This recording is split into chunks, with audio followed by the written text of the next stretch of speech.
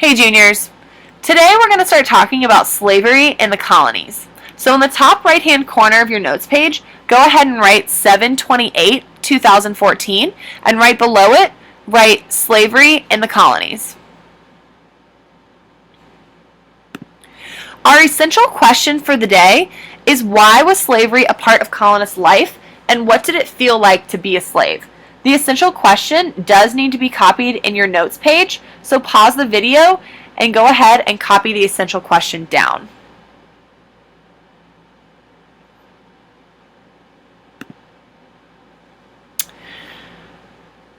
Okay, before we get into this slide, I think you'll notice something about these bullet points. These last two are bolded and underlined. Throughout this presentation, you only need to copy down in your notes what is bolded and underlined. Okay, with that said, sometimes in history class, we see events happen that we aren't necessarily proud of. Not everyone has a chance to tell their story, and some stories are ignored. So in history, the person who writes the story gets the final say in what is written. Quite often, important testimony from slaves and other minorities is often left out. And there are two types of sources that you'll see in history. The first kind is a primary source, which is a first-hand account from someone who lived during that era. And this could be in the form of a diary, a letter, or a personal interview. The second kind is a secondary source, which is written by someone who wasn't there and wrote about it later. An example of this would be your history textbook.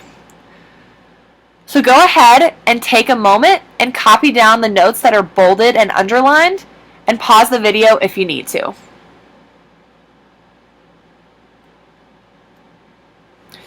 Alright, so let's go back to colonization. We recall on Friday that Jamestown and Plymouth Colony were settled for two different reasons. Jamestown was settled for land and new resources, while Plymouth Colony was settled for religious freedom. But after Jamestown and Plymouth Colony were established, 11 more colonies followed. And by the end of English colonization, England had 13 colonies in the United States. And they were Georgia, South Carolina, North Carolina, Virginia, Delaware, the tiny state of Maryland, Pennsylvania, New Jersey, New York, Connecticut, Rhode Island, Massachusetts, and New Hampshire. All the colonies had different economies, but most grew crops such as tobacco, rice, and indigo. And of course we know that tobacco was huge in Jamestown. However, these crops were grown on very large plantations. So the question was, who was going to do the work? Who was going to be outside in the heat growing these crops and picking them? So before we go into the idea of slavery, I want us to watch this clip on Malcolm X and think about what he's saying about his forefathers. The majority of Americans can trace their ancestry back to Jamestown and Plymouth Colony. However, as we know, most African Americans were brought here as slaves. So let's go ahead and listen to what Malcolm X says about where he comes from.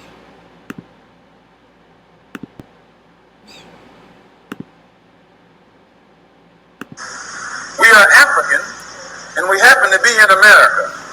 We're not American. We are people who formerly were Africans who were kidnapped and brought to America.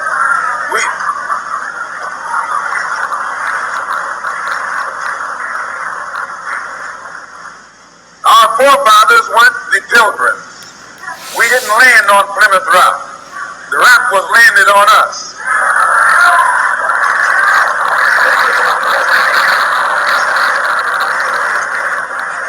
We were brought here against our will. We were not brought here to be made citizens. We were not brought here to enjoy the constitutional gifts that they speak so beautifully about today. Okay, that's enough of that. So it's definitely up to you to decide if Malcolm X was correct. However, as you're sitting in class today, I want you to always be thinking about, what is my history? Okay, let's move on. So after the English settled in America, they began to grow crops at a rapid pace.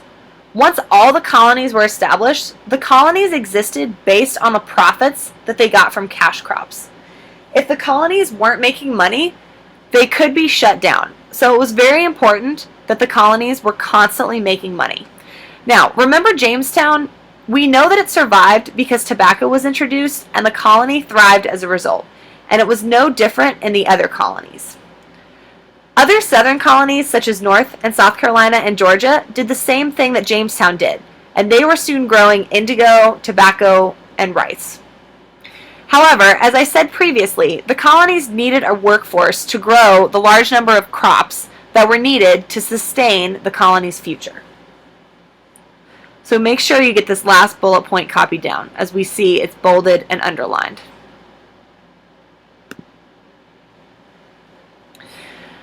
Now, when the colonists were thinking about who would work for them, they initially wanted to use Native Americans for slaves. However, there were two issues. First, large numbers of Native Americans got diseases from the Europeans, which killed millions.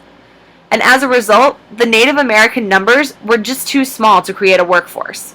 And second, Native Americans knew North America too well and kept escaping when they were captured. So as a result, the colonists looked to the African slave trade as a solution. After all, a slave is free. So go ahead and make sure that you have down the notes that are in bold and underlined, and feel free to pause the video if you need to. So the African slave trade. I just want to go ahead and say that the slave trade had been going on for decades, way before slaves came to America. And actually, almost every race at one point or another had been enslaved, even white people. And you could become a slave for any reason, just about. But primarily, if you owed a debt or got arrested, you could become a slave. However, the majority of African slaves were kidnapped and brought to America against their will. So, when they were kidnapped, slaves were chained and sent over in tight conditions in ships. And the journey from Africa to America is known as the Middle Passage. And this photo is an example of what one of the ships that was making the Middle Passage voyage would look like. So you can see these rows. These rows are actually people. These are images of people lying on top of each other. So you can imagine the conditions were absolutely horrific. Make sure you have this last bullet point copied down in your notes. Pause the video if you need to.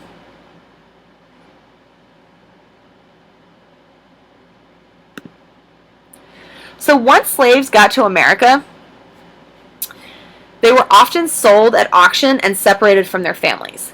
Slaves had very few rights and could be tortured, beaten, or killed for the smallest offense, such as picking up a tool at the wrong moment.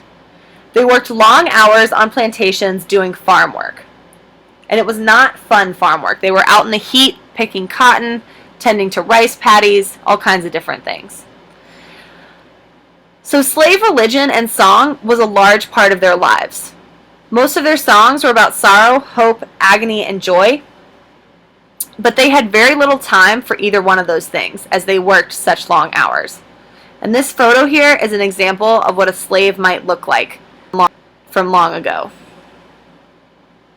So make sure you have your notes down from this slide and pause the video if you need to.